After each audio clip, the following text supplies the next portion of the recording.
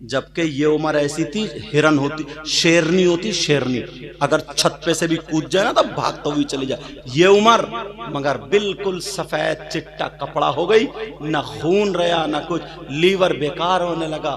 اب بیچارہ شوہر دوائیاں کراتے. 25 سال کی عمر میں، 23-22 سال کی عمر میں کیا کر کے ڈال دیا. صرف وہ زہر کا جو انجیکشن لگوایا نا، بس ڈاکٹر نے ڈرا دیا کہ یا تو بچہ ہی بچے گا یا پھر ماں بچے گی. اور اب بول تو پہلے ہی مہینے سے، دوسرے مہینے سے اللہ پہ پتہ نہیں کیسے جملہ بولوں، بھروسہ رہا یا نہیں رہا، بس الٹراساؤنڈ پر جو ڈاکٹر نے کہی. ارے قرآن پڑھو، سورہ واقعہ پڑھو، سورہ طٰہٰ پڑھو، سورہ نور پڑھو، یہ پڑھ پڑھ کے پانی پیو. سورہ کیا قرآن شریف میں کچھ نہیں رہا کیا؟ یہ ساری چیزیں نہیں رہی کیا؟ مگر بالکل برباد کر کے ڈال دیا. اب وہ بچی 2 آپریشن ہو گئے، اب 2 کے بعد تیسرا آپریشن ہو گیا. اب بتاؤ وہ 10 کلو وزن نہیں اٹھا سکتی. اب پرانی عورتیں سرخ سفید رہتی تھی، 8 بچے ہوتے تھے، سرخ سفید ہوتی تھی، ان کے گال سرخ ہوتے تھے، دھوپ میں بیٹھ جائے تو گال سرخائی چھوڑتے تھے.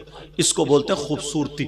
اور آج بالکل سفید چٹا لائے گی، وہی میک اپ کا وہی ڈبہ، اور بس اب رنگ لگا رہی ہے کھالوں پر رنگ، یہ دکھائے گی سرخائی، نقلی ساری چیز. ارے کیا ہو گیا؟ اللہ اللہ سنو پیارے، حضرت عمر کہنے لگے دائی کا انتظام کر دوں. دائی کا انتظام کر دوں؟ کہاں دائی کا انتظام؟ کہا جلدی آنا. وہ کہہ رہا ہے کہ جلدی آنا. حضرت عمر بولے ٹھیک ہے. حضرت عمر اپنے گھر گئے اور اپنی بیوی سے کہنے لگے او میری خاتون، کیا تم نیکیاں کمانا چاہتی ہو؟ وہ اتنے بڑے بادشاہ کی بیوی، آدھی رات بھی نہیں ہوئی ہے، وہ تو یہ کہتی مجھے سونے دو، ہٹ جاؤ، پریشان مت کرو. میری نیند نہیں، اٹھ کے بیٹھ گئی. کہنے لگی ہاں امیر المومنین، اگر یہ رات نیکی کمانے میں گزرے گی تو اور فائدہ ہوگا. بولو بیوی بھی کیسی تھی؟ آج کے تو نا اگر بچے بھی رو رہے ہیں اور نیند کے مارے موٹی موٹی آنکھیں کر لے، کہتی پڑے رہی ہو ادھری کو چپکے سے، اور یہ کہتی سن رہے ہو میری طبیعت خراب ہے، ذرا فیڈر بنا لیو. فیڈر؟ یہ مجنو جا رہا فیڈر بنانے. اب پلائے گا فیڈر بچوں کو، مجنو بنا پڑا مجنو. حضرت عمر کہنے لگے بیوی سے، تو بیوی بولی ہاں بولو. کیا میرا دوست آیا مجھ سے ملنے آ رہا تھا، اس کی بیوی کو درد ذہ شروع ہو گیا، تم دائی بن جاؤ چلو. آج کی بیوی اتنے مالدار انسان، اتنے بڑے عہدے والے کی ہوتی تو دائی بنتی؟ کہتی ذرا حیثیت سے بات کرو، حیثیت سے بولو، سمجھے. اور ہمارے یہاں اتنی اتراتی ہیں، سمجھے، اتنی تکبر کا پتلا بنی پڑی ہیں. اگر ایک کپڑوں میں فوٹو کھنچ گیا تو وہ ناجائز ہو گئے. چاہے تم بکو یا گرمی رکھو، شادی پہ 5 جوڑی کپڑے بننا لازمی ہے. بیچ کے رکھ دیا. مگر حضرت عمر کی بیوی کہنے لگی سرتاج چلو چلو چلو، آج نیکیاں کماتے ہیں. کہا گڑ لے لو، شیرہ لے لو، سونٹ لے لو، ساری چیزیں زیرہ وغیرہ لے لو، اور یہ ہانڈی لے لو، لکڑی لے لو، کاڑھا بنا کر کے پلائیں گے. حضرت عمر کی بیوی نے سارا سامان لے لیا، اپنے شوہر کو دیا کہ لو چولہا بناؤ، 3 پتھر رکھ کے جلدی پکاؤ. اور وہ چلی گئی اندر. اب حضرت عمر اتنے بڑے 22 لاکھ مربع میل کا بادشاہ. آج کا دور کیا ہے؟ اگر سگا بھائی ہے نا، اس کے گھر کے بچوں پہ کوئی پرابلم ہو جائے تو یہ اندر بیٹھا ہوا موبائل چلاتا ہوگا. موبائل اپنی بیوی سے پوچھے گا کیا ہو رہا ہے ادھر.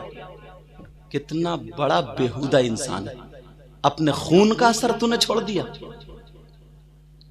بیوی سے پوچھ رہا ہے کیا ہو رہا، کیوں شور مچ رہا؟ تو اس لائق نہیں تھا، وہ تیرا بھائی ہے، بھائی تیرا خون ہے، تم دونوں نے ایک ہی ماں کا دودھ پی. کہاں چلی گئی یہ محبت ہے؟ اتنی زمین کے پیچھے نا سگے بھائی مر جاتے ہیں، کٹ جاتے ہیں. یہ بھی دیکھا ہم نے. اتنی زمین کے پیچھے حضرت، اتنی زمین کے پیچھے ذرا سوچنے کی بات ہے، غور کرنے کی بات ہے یہ۔ سگا بھائی پہلے نا بیٹا باپ کے سرانے نہیں بیٹھتا تھا، باپ کی پینتی کو بیٹھتا تھا، بیٹا باپ کے سامنے بیڑی نہیں پیتا تھا، اگر کہیں عادت ہو بھی جاتی تھی نا تو چھپ چھپا کے پی کے آتا تھا آڑ میں کہیں، بولے ہے نہیں ایسا۔ اور اب تو ابا کہہ رہا کھانا کھا کے لگائیے رے گیس بن رہی ہے، ذرا 2 بیڑی لگائیے، تیری گیس تو قبر میں نکلے گی دیکھ۔ ابا گیس نکال لیا بیٹے کی بیڑی سے، کون سدھارے گا؟ امام صاحب ڈنڈا لے کے آئیں گے؟ امام صاحب کو تو خود بوتلیں چڑھ رہی ہیں بیچاروں کے۔ اللہ تعالیٰ شفا کامل و عاجل عطا فرمائے۔ آمین آمین۔ ہماری ان سے پہلے سے بھی ملاقات ہے کئی پروگراموں، جہاں بھی جاتے ہیں الحمدللہ دین کا کام اچھا کام کرتے ہیں، جی ماشاءاللہ، فرمان نام ہے ان کا، اللہ سلامت رکھ۔ اور یہ نا جتنے بھی حضرت ہیں ہمارے، حضرت ہیں یہ اسراج بھائی ہیں، یہ بھی ہیں، یہ بندہ سمجھ رہے اتنی محبت، اتنا عاشق، سواری ملے یا نہ ملے پہنچ ہی جاتا ہے۔ جی سچی بات۔ پتہ نہیں یار کس کی کون سی ادا پسند آ جائے۔ کبھی کسی کو حقیر مت سمجھیو، یہ مت سمجھیو کہ میں بہت سا اونچا ہوں اور یوں نہیں۔ ایک سید صاحب تھے حضرت، آل رسول تھے، ان سے پوچھا گیا آپ تو آل رسول ہو، سید صاحب ہو، اتنا اونچا مقام ہے، مرتبہ ہے، ولی ہو، تو تمہیں یہ بتاؤ ولایت ملی کیسے؟ آخا جو انہوں نے جواب دیا تھا نا دل کو جھنجھوڑ کر رکھ دیتا ہے۔ کہا آپ ولی بنے کیسے؟ تو انہوں نے یہ نہیں کہا کہ میں بہت اونچے خاندان سے ہوں، یہ نہیں کہا میں بڑی تہجد کی نمازیں پڑھتا ہوں، نماز نہیں چھوڑتا ہوں، ایسا متقی پرہیزگار ہوں، یہ نہیں کہا۔ کہا بیٹا مجھے ایسا لگتا ہے بتاؤں؟ کہاں؟ کہا ایک مرتبہ میں فجر کی نماز پڑھ کے آیا تو صبح صبح میرا دل تھوڑا پریشان تھا، اور جیسے ہی پریشان تھا نا تو میرا دل یہ لگا کہ باہر کو چلو، ہریالی میں کو ٹہلو۔ جب میں باہر آیا تو میں نے دیکھا ایک کتا تھا، کتا کیا تھا بولو؟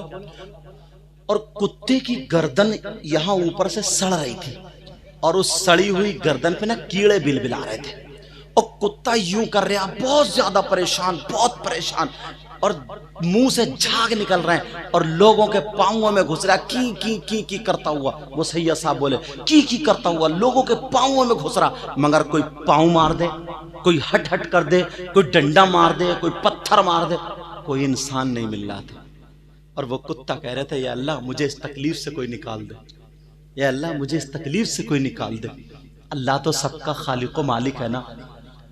وہ آل رسول بولے میں دیکھ رہا تھا وہ کتا میری طرف کو آیا، تہمت باندھے ہوئے تھے، وہ بولے میری طرف کو آیا تو میں نے بھی اپنا تہمت سمیٹا، کہیں اس کا تھوک نہ لگ جائے، کیونکہ تھوک ناپاک ہے، رال نہ لگ، سوکھا ہوا کتا لگ جائے تو تمہارے کپڑے ناپاک نہیں ہوں گے، اور اگر گیلا لگ جائے تو ناپاک ہو جائیں گے، کتے کا تھوک لگ جائے، رال لگ جائے تو ناپاک ہو جائیں گے۔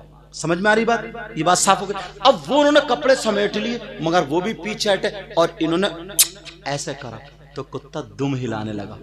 کتا سمجھا نا یار کوئی مل گیا، اب انسان مل گیا، انسانیت بیدار کرو۔ کہا کون مل گیا؟ بولو انسان مل گیا۔ وہ آل رسول کہنے لگے جب میری نظر اس کی گردن پہ پڑی تو کیڑے بل بلا رہے